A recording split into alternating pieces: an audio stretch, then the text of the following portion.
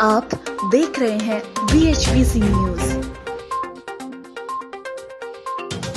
नमस्कार, स्वागत है आपका। मेरा नाम है विपिन चौधरी।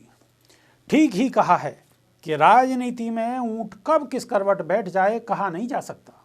इस बात को बल उस वक्त मिलता दिखाई दिया जब उन्नाव से बीजेपी सांसद साक्षी महाराज ने हैदराबाद से सांसद ओवैसी के बारे में एक ऐसा बयान दिया जिससे सियासी हलचल तेज कर दी। बिहार में मिली अप्रत्याशित सफलता के बाद ओवैसी न सिर्फ पश्चिम बंगाल में बल्कि अब यूपी जैसे दूसरे राज्यों में भी चुनावी दंगल में उतरने जा रहे हैं। इसीलिए साक्षी महाराज का ये बयान काफ़ी अहम माना जा रहा है। क्या कहा है साक्षी महाराज ने ओवैसी के बारे में आप खुद ही सुने हमारी इस खास रिपोर्ट में। ओवैसी जी जो आ गए हैं कल आजमगढ़ में, आज आजमगढ़ में कार्यक्रम कर रहे हैं। बड़ी मेहरबानी, उनको भगवान ताकत दे, ऊपर वाला खुदा उनका साथ दे। उन्होंने बिहार में भी हमारा सहयोग किया था, यूपी में भी करेंगे और बाद में पश्चिम बंगाल में भी करेंगे। तो सुना आपने उन्नाव से बीजेपी सांसद साक्षी महाराज ओवैसी के बारे में क्या कह रहे हैं। बड़ी मेहरबानी, उनको भगवान ताकत दे, ऊपर वाला खुदा उनका साथ दे। उन्होंने बिहार में भी हमारा सहयोग किया था, यूपी में भी करेंगे और बाद में पश्चिम बंगाल में भी करेंगे। जी हाँ, बिल्कुल सही सुना। साक्षी महाराज को बीजेपी के कुछ उन नेताओं में गिना जाता है जो अपने सख्त बयानों को लेकर हमेशा चर्चा में रहते हैं। जिस तरह से साक्षी महाराज ने ऑल इंडिया मजलिस इत्तेहादुल मुस्लिमीन प्रमुख असदुद्दीन ओवैसी को बीजेपी का मददगार बताया है, उससे एक बार फिर से न सिर्फ उत्तर प्रदेश बल्कि देश की सियासत गर्मा गई है।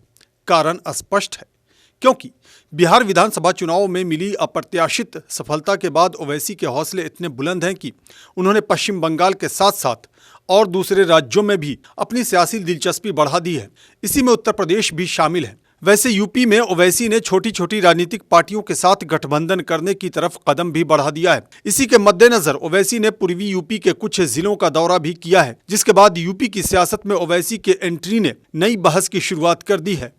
तो क्या वाकई असदुद्दीन ओवैसी बीजेपी को मदद पहुंचाते हैं, जैसा कि विपक्ष में बैठी कई पार्टियों ने ओवैसी को बीजेपी की बी टीम बताया है। हालांकि साक्षी महाराज के बयान ने न सिर्फ वैसी पार्टियों को जो बीजेपी और ओवैसी की पार्टी को हमेशा निशाने पर लेती रही है को इन दोनों पार्टियों पर हमलावर होने का मौका प्रदान कर दिया है, बल्कि खुद बीजेपी और AIMIM को भी बैकफुट पर ला खड़ा कर दिया है। यही वजह है कि खुद ओवैसी ने भी इस बात से इनकार किया है कि वो बीजेपी को मदद पहुंचाने के लिए चुनाव में अपना उम्मीदवार उतारते हैं। पर इस बात से इनकार कर पाना भी मुश्किल जान पड़ता है कि साक्षी महाराज के बयान ने उस दावे को बल जरूर दिया है जिसकी चर्चा ऊपर की गई है, यानी कि ओवैसी पर बीजेपी की बी टीम बनने का जो आरोप है उसको बल मिलता है।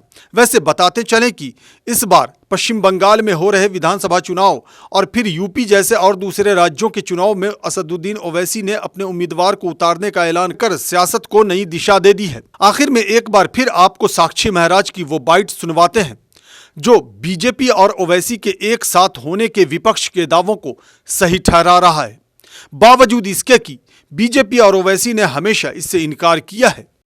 ओवैसी जी जो आ गए हैं कल आजमगढ़ में, आज आजमगढ़ में कार्यक्रम कर रहे हैं।